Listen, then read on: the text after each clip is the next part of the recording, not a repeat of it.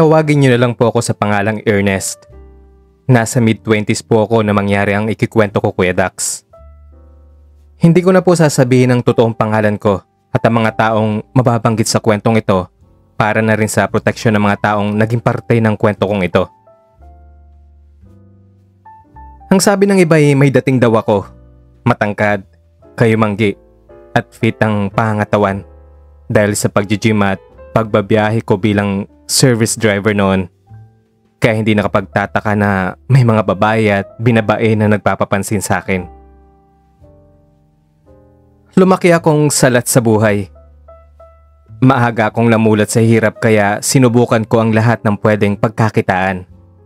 Pag-sideline bilang driver, pagpo-promodizer sa isang grocery store at minsan tagahatid ng mga groceries ng mga mayayaman sa isang exclusive village sa Parañaque. Doon ko nga nakilala si Ma'am Divina. Nasa late 50s na siya noong mga panahong ito. Isang eleganteng byuda. Laging maayos manamit. At halatang galing sa mayamang angkan at sa edad niyang iyan, masasabi kong maganda siya ng kabataan niya. Sa paghahatid ko sa kanya after niya maggrocery, hindi niya ipinaramdam sa akin na hindi niya ako kauri o kalevel sa antas ng pamumuhay. Mabait siya at minsan nga ay inaabutan pa niya ako ng malaking tip. Hindi nga nagtagal ay naging malapit kami sa isa't isa. Ipinakita ko sa kanya na interesado ako na maging parte ng buhay niya. At hindi nga nagtagal ang aking panliligaw na umabot lang ng halos 3 months. Sinagot na niya ako. Nag-propose naman ako sa kanya at hindi naman siya tumanggi. Kaya nga hindi nagtagal ay inahaya niya na akong doon na manirahan sa mansyon niya kahit hindi pa man kami ikinakasal. Katwiran pa niya. Masyado na daw siyang matanda para sa madaming pasikot-sikot ng kasal. Ako na rin ang nagsasabi sa kanya na hindi muna kami pwedeng magsama sa isang kwarto. Kung po pwede, hihiwalay muna ako sa kanya na hindi naman niya ipinagkait sa akin. Pagdating pa lang sa bahay niya, pansin ko kaagad na marami siyang kasambahay. Pero madalas solo siyang kumakain sa malawak nilang dining table. Ako lang ang bago mukha sa bahay na binibigyan niya ng pansin. Minsan ay tumatagal pa nga ang usapan namin ng higit 1 oras sa harap ng mesa. Ang sabi niya, nakakagaan daw ako ng loob pagkausap niya ako. 1 buwan bago ang nakatakdang kasal namin, bigla kong napansin na parang may namumuong tensyon sa loob ng bahay. Tahimik ang mga kasambahay at madalas ay may mga tawag sa abroad si Divina. Doon ko nalaman na nabalitaan na pala ng mga anak niya ang tungkol sa nalalapit naming kasal. Ang pangalan nitong si Rafael ay isang abogado sa Canada. Hindi raw siya makakauwi dahil sa dami ng kaso. Pero pinauwi niya ang bunsong si Lucas para kilalanin daw ako. Si Lucas ay 23 anyos pa lang. Mas bata lang sa akin ng konting taon. Moreno, may itsura, at halatang maalaga sa sarili dahil sa ganda ng katawan nito na halatang batak din sa gym. Pero hindi katulad ng inaasahan kong mama's boy na tipo. Tahimik siya madalas na busy palaging nakaharap sa laptop niya. Nung una hindi ko siya pinapansin. Pero ilang araw, napapansin kong parang may kakaiba sa kilos niya. Madalas ko siyang nahuhuling nakatingin sa akin. Minsan din ay bigla ko siyang naabutan sa hallway na may kausap sa phone. Tapos magugulat pag nakita ako. Tapos magmamadaling ibaba ang tawag. Isang gabi habang papunta ako ng kusina para uminom ng tubig, nakita ko siyang palabas ng kwarto niya. Wala siyang suot na pang-itaas. Mukhang bagong gising pa. Pero hindi ko makakalimutan. Nakatitig siya sa akin. Hindi yung tingin ng tao lang na napadaan lang. Parang may laman yung mga tingin niya na parang may gusto siyang sabihin sa akin. Simula nga ng gabing magtagpo kami ni Lucas sa kusina, naging mas kakaiba ang mga kilos niya. Akala ko nung una guni-guni ko lang o baka nagkakataon lamang iyon. Pero habang tumatagal, lalong lumilinaw sa akin na iba ang tingin niya. na may itinatago siya sa akin. Minsan habang nagkakape ako sa terasa, pupunta siya doon na parang hindi sinasadyang magpang-abot kami. Pero sa tuwing napapatingin ako sa kanya, mabilis siyang iiwas. Pero sa bawat pag-iwas niya, ramdam kong pinagmamasdan niya ako mula ulo hanggang paa. May pagkakataon pa ngang habang nasa sala ko at walang pang itaas dahil bagong ligo ako. Eksaktong dadaan siya. Haharap siya sandali. Magpapanggap na may hinahanap. Pero alam kong hindi iyon ang pakay niya. Lalo na't ilang ulit ko siyang nahuhuling nakatitig sa katawan ko. Parang hindi niya mapigilan ang sarili niya. Aminin ko nagsimula na akong ma-curious. Hindi ko na rin alam kung dahil ba sa ego ko. Pero nagsimulang may mabuong plano. Bawat tingin niya, sinasagot ko ng ngiti. Minsan ay pasimpleng pa-flex ng braso o yung parang natural lang na pag-alis ng pang-itaas ko sa harap niya. Sa loob-loob ko, kung gusto mo akong titigan, ibibigay ko yun sa'yo. Nagkakaroon kami ng silent interaction. Walang salitang binibitawan. Pero ramdam ang tensyon sa pagitan naming dalawa. Parang laging may kuryente sa tuwing magkakasalubong kami sa hallway. O sabay magpupunta sa may ref para kumuha ng tubig. Hanggang sa isang gabi nga, tahimik ang buong bahay at maagang natulog si Divina. Ako naman ay nagpapahinga lang sa kwarto ko noon. Hindi ko alam kung trip ko lang ba iyon, pero binuksan ko ang pinto ng bahagya. Enough para kung sakaling may dumaan, makikita ako. At hindi nga nagtagal ay dumaan si Lucas. May dala siyang tuwalya, mukhang bagong paligo. Pagdaan niya ay napatingin siya sa kwarto ko. Tumigil siya at mga ilang segundo rin kaming nagkatitigan. Pagkatapos ay dumiretso na siya sa paglalakad. Kinabukasan ay ramdam kong parang nagbago ang ihip ng hangin. Sinadya ko namang i-maintain ang presence ko. Sinigurado kong lagi akong nasa paligid. Lagi akong available sa paningin niya. Habang nasa sofa ako, umupo siya sa kabilang dulo. Kunwari, nanonood din ng pinanonood kong pelikula sa Netflix. Pero sa tuwing titingin ako sa gilid, kitang-kita ko ang dahan-dahan niyang pagtingin sa katawan ko. Parang ayaw niyang ipahalatang pinagmamasdan ako. Doon ko naisip na handa na siya. Kailangan ko na lang ang tamang pagkakataon para siya mismo ang umamin. Dahil alam ko, sa dami ng tensyon sa pagitan naming dalawa, kailangan lang ng isang spark para sumabog ang lahat. Alam ko pong sa parte ng kwento kong ito, baka iniisip ng iba na ako na ang masama. Ako ang kontrabida sa kwento kong ito. Pero kung alam nyo lang ang pinanggagalingan ko, baka kahit paano ay maintindihan nyo ko kung bakit ako umabot sa ganito. Willing naman akong kumayod para maging maayos ang buhay ko. Sa totoo nga, nagawa ko na yon. Pero naisip ko na mahabang panahon ang bubunuin ko bago ko tuloy ang makuha ang gusto kong karangyaan. Sakto namang dumating sa akin ang ganitong pagkakataon, di ba? Parang shortcut na. Hindi ko pa ba susunggapan? Isang gabing hindi ako makatulog. Maalinsangan ang pakiramdam ko kahit naka-aircon na ang buong kwarto ko. Hindi ko alam kung dahil ba sa inip o dahil sa ilang linggo ng puro tensyon ang umiikot sa bahay na to. Lalo na sa pagitan namin ni Lucas. Para tuloy kaming nasa bahay ni Kuya. Na-curious ako, Kuya Dax. Gusto ko lang sana siyang kausapin. Linawin ko may gusto ba talaga siya sa akin o baka nagkakamali lang ako sa pagbasa ng mga kilos niya. Lumabas ako ng kwarto. Mga bandang 1:00 na ng madaling araw iyon. Tahimik na ang paligid. Tanging malamlam na ilaw mula sa hallway ang nagsisilbing tanglaw ko habang papalapit ako sa kwarto niya. Pero bago pa ako makakatok, may narinig na ako mula sa loob na mahihinang ungol. Nung una iniisip ko na baka may iniinda siya. Baka masama ang pakiramdam. Pero nang mapalapit na ako sa pintuan, Doon ko lang naintindihan ng totoo. Hindi siya nasasaktan. Pinapasaya niya ang sarili niya. Dinig na dinig ko pa at mas malinaw pa sa lahat. Pangalan ko ang pinabanggit niya.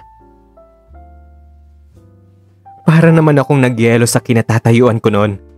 Hindi ako makagalaw. Hindi ako makapaniwala. Yung mga hinala ko, totoo pala lahat na gusto niya ako. Alam kong mali pero sa halip na umalis, nanatili ako doon. Pinakinggan ko siya hanggang sa tumahimik na ang paligid. Dahan-dahan akong bumalik sa kwarto. Hindi ko alam kung anong gagawin ko pero isang bagay ang malinaw sa akin. Magiging madali na ang mga susunod na hakbang ko. Kinabukasan parang walang nangyari. Pero alam kong siya yun kagabi at alam kong hindi niya alam na alam ko na ang lahat. Kaya sinimulan ko na ang sunod kong hakbang. Ipaparamdam ko sa kanya na handa akong ibigay ang lahat. Makuha lang ang gusto ko. Pero ang totoo, Kuya Dax, kahit na sa umpisa'y parte lang ito ng plano ko, hindi ko may kakailang may kakaibang thrill sa tuwing magtatagpo ang mga mata namin. Lalo na't alam ko na ngayon kung anong laman ng isipan niya. Nagising na naman ako isang gabi sa sobrang init ng panahon. Hindi na ako dinadalaw ng antok sa tuwing magigising ako sa ganitong pakiramdam. Sa dami ng iniisip ko tungkol kay Lucas. Sa bawat titig, sa bawat patagong kilos, parang na-excite ako sa mga posibleng mangyari. Bumangon ako para uminom ng tubig. Lumabas ng kwarto ko at naglakad sa hallway. Tahimik ang buong bahay. Wala kang maririnig kundi ang mahinang ugong ng refrigerator. Pagbukas ko ng ilaw sa kusina, hindi ko inaasahang may tao roon. Si Lucas. Nakasando lang siya at medyo nagulat pa siya nang makita ko. Pero napako na ang tingin niya sa akin. "Oh, bakit gising ka pa? Nainitan ka din ba?" Tanong ko sa kanya.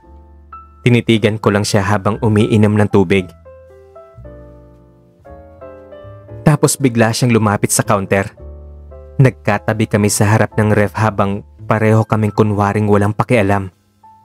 Pero yung braso namin, halos magkadikit na. Humarap ako sa kanya at tumingin siya sa mga mata ko. Dahan-dahan ako lumapit sa kanya hanggang sa magkaharap na kami at kukunting space na lang ang namamagitan sa amin. Sa unay walang kumikilos, parang parehong nag-aabang kung sino ang unang gagalaw.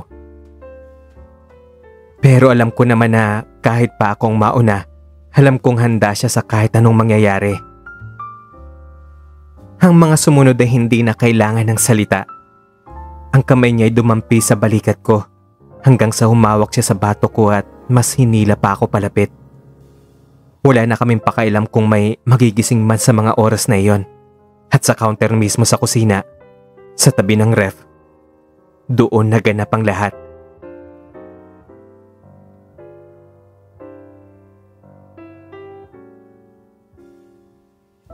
Pagkatapos ng lahat ay pareho kaming walang imik. Tumingin lang siya sa akin na parang nag-aabang kung may gusto akong ipagtapat. Sa kanya binigkas ang tanong na magpapabago ng lahat. "Ano, Ernest? Kung sasabihin ko bang gusto kita, iiwan mo ba si Mami para sa akin?" Hindi ko kaagad nasagot ang mga tanong na iyon. Pero sa huli, sinabi ko rin ang totoo na hindi ko naman talaga mahal ang mami mo eh. Ang dahilan lang kung bakit ako pumayag na magpakasal sa kanya, kasi alam kong siya magkakapagbigay ng magandang buhay sa akin. Pero nandito ka na. Ikaw na ang gusto kong makasama, Lucas. Pero Kuya Dax, akala ko pag sinabi ko ang totoo, matatanggap niya ako. Hindi ko inakalang yun pala ang simula ng katapusan ko. Akala ko paggising ko kinabukasan, mag-iiba na ang lahat. Magkakaroon ng awkwardness o baka ng mas matinding closeness. Pero mali ang akala ko. Pagkababa ko mula sa kwarto ko, normal lang ang kilos ni Lucas. Nakaupo siya sa hapag, tahimik na nagkakape. Hawak ang tablet niya habang binabasa ang balita. Para bang walang nangyari kagabi. Para bang hindi niya binanggit na ako ang gusto niya. Para bang hindi niya ako tinanong kung kaya ko bang iwan ang mami niya para sa kanya. Wala man lang tingin ni isang sulyap mula sa kanya. Pero naisip ko, baka nahihiya lang siya sa akin dahil sa nangyari. Baka nangangapa pa siya. Baka hindi rin niya alam kung paano ako haharapin. Kaya hinayaan ko na lang siya. Hihintayin ko na lang siya na lumapit sa akin. Kumilos ako na parang normal din ang lahat. Pero habang lumilipas ang oras, mas lalong naging tahimik si Lucas. Laging nasa kwarto niya. Hindi na siya dumadaan sa sofa para tumabi sa akin. Parang naging ibang tao siya. Noong hapong dingi yun, nakita ko siyang may kausap sa phone. May earphone siya, pero kitang-kita ko sa ekspresyon ng mukha niya na seryoso ang usapan nila nang nasa kabilang linya. Parang may inaayos na isang bagay, na hindi man lang siya lumingon sa akin kahit nakatayo lang ako sa may hagdan na madali namang makikita sa kinatatayuan niya. Kinagabihan ay hindi ako mapakali, kaya sinubukan ko siyang kausapin sa may kusina. Lucas? Mahinang tawag ko sa kanya, pero hindi niya ako nilingon. Kumuha lang siya ng tubig at pagkatapos ay naglakad na palayo sa akin. Para akong sinampal na malamig na hangin. Hindi ko maintindihan, Kuya Dax. Akala ko kagabi, kami na. Akala ko may uusbong na bagong pagsasama. Pero bakit ngayon ay parang wala lang sa kanya? Umakyat ako sa kwarto. Binuksan kong phone ko at chinek ang mga messages. Baka kasi may pinadala siyang paliwanag gamit ang text, pero wala ni isang mensahe. Isang umaga pagbaba ko ng hagdan, nakita kong nakahain ang agahan. Pancakes, fruits, at coffee. Parang ordinaryong umaga lang. Nandun si Divina. Tahimik lang na nakaupo at sa tabi niya ay si Lucas. Parehong parang ang bigat ng aura. Tahimik akong naupo sa harapan nila. Nakiramdam. Kumuha ng kape. Nagsali ng konti sa tasa. Akala ko'y masusundan ito ng simpleng tanong gaya ng kumusta ang tulog mo o may lakad ka ba mamaya. Pero kahit bumati ng good morning ay wala silang sinabi. Hanggang sa binasag ni Divina ang katahimikan naming tatlo. Kailangan natin mag-usap, Ernest. Itinoon ko ang tingin ko sa kanya. Parehong seryoso ang mukha nila mag-ina. Hindi pa man ako nakapagsalita. Inilabas ni Lucas ang cellphone niya at pinindot ang play button. At doon ko narinig ang sarili ko.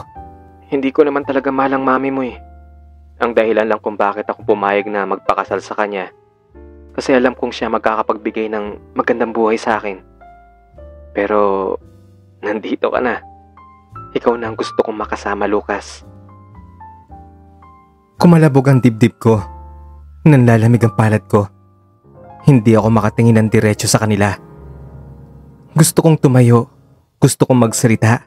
At gusto kong magpaliwanag kay Divina. Pero anong sasabihin ko? Totoo lahat ng sinabi ko kagabi at nakarecord iyon. Tumayo si Divina at walang tingin na nagsabing, hindi na matutuloy ang kasal. At paglingon ko kay Lucas, nandun lang siya. Tahimik na nakaupo lang at patuloy pa rin sa paghigop ng kape niya. Nakita ko pang bahagyang ngumiti siya na parang sinasabing nagtagumpay siya.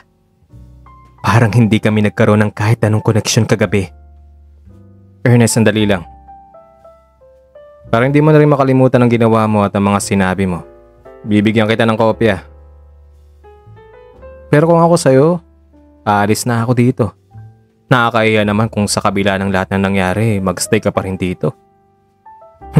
Akala mo siguro may isahan mo kami ano? Tandaan mo, matalino man na matching pa rin. Pero kung kasing tigas ng paderya mukha mo, sige magstay ka. Siguro naman ay naikwento na ni Mami si Kuya sa'yo. Isang magaling na abogado yon. Kaya pwede kaming mag-take ng legal action para makulong ka. Kaya mamili ka. Aalis ka ng mapayapa o dediretso ka sa kulungan? Sabi niya na may pagbabanta. Sabay hagi sa akin ng isang flash drive na naglalaman daw ng mga audio file ng convo namin. At doon ko napagtanto, Kuya Dax. Lahat ng yun ay palabas lang na parte ng plano nilang magkapatid. Simula pa lang gusto na nilang mapatunayan na hindi ko mahal ang mami nila, na pera lang ang habol ko sa kanya. Ako naman itong si tanga, nahuli sa sarili kong bitag. Sa sobrang tiwala ko sa sarili kong magaling mangakit. Hindi ko na-realize na ako pala ang nahuhulog sa patibong ko at sa uli, ako ang napaglaruan. Sa huling sulyap na ibinigay sa akin ni Lucas bago siya tumayo at iniwan ako sa mesa, malinaw ang mensaheng gusto niyang iparating. Ganyan namin kamahal si Mami, kaya wag mo nang tangkain pa.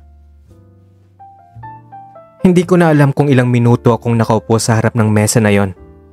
Matapos nila akong iwanan. Tahimik ang buong bahay. Hiyang-hiya ako sa ginawa ko. Tumayo ako't umakyat sa kwarto ko. Hindi na ako naging pake ng maayos. Basta'y pinasok ko na lang kung ano yung kaya kong isiksik sa maliit kong backpack. Hilang damit, wallet, charger at cellphone. Wala na akong mukhang ihaharap pa kay Ma'am Divina. Wala na ring saysay na makipag-usap kay Lucas. Wala rin naman akong karapatan. Bumaba na ako ng kwarto ko at bago ako lumabas ng bahay, tumingin ako sa sala. Kung dati akala ko yung lugar na to ang magiging simula ng bagong buhay ko, ngayon ay isa na lang itong paalala kung gaano ako kababaw, kung gaano ako kadesperado at kung gaano kalaki ang ginawa kong kahihiyan. Naglakad ako palabas ng gate bit-bit ang backpack na dala ko nung unang araw na tumapak ako sa bahay na iyon. Parang bumalik lang ako sa dati kong sarili. Hindi na ako bumalik sa dati kong trabaho. Lumipat ako sa mas malayong lugar. Nagrent ako ng maliit na kwarto. Sa mga sumunod na buwan ay sinubukan kong bumawi. Nag-apply ako bilang helper sa isang talyer. Hindi malaki ang kita, pero sapat para makakain ako ng 3 beses sa isang araw. May mga gabi parang iniisip ko si Lucas. Isang taong pinagkatiwalaan ko, pero sa huli palay ako mapaglalaruan. At kay Ma'am Divina naman, hindi man niya marinig ito, pero hihingi pa rin ako ng tawad sa kanya. Oo, hindi ko siya minahal. Ginamit ko siya para makuha ang mga gusto ko sa buhay. At itong sulat na ito, Kuya Dax, ito na lang ang tanging paraan ko para mailabas ang lahat ng nararamdaman ko. Para kahit papaano, mailibing ko na ng tuluyan ang bahaging ito ng buhay ko sa nakaraan. Kung may makakarinig man ng kwento kong ito, sana magsilbing paalala na walang tunay na tagumpay kung manloloko o may matatapakan kang tao. Sa simula siguro magiging okay ang lahat. Papabor sa'yo pero trust me, sa huli, babalik sa'yo ang lahat ng ginawa mo sa kapwa mo. Mapamabuti man yan o masama. Hanggang dito na lang po ang sulat ko, Kuya Dax. More power po sa channel ninyo. Ako po si Ernest. At ito, ang true confession ko.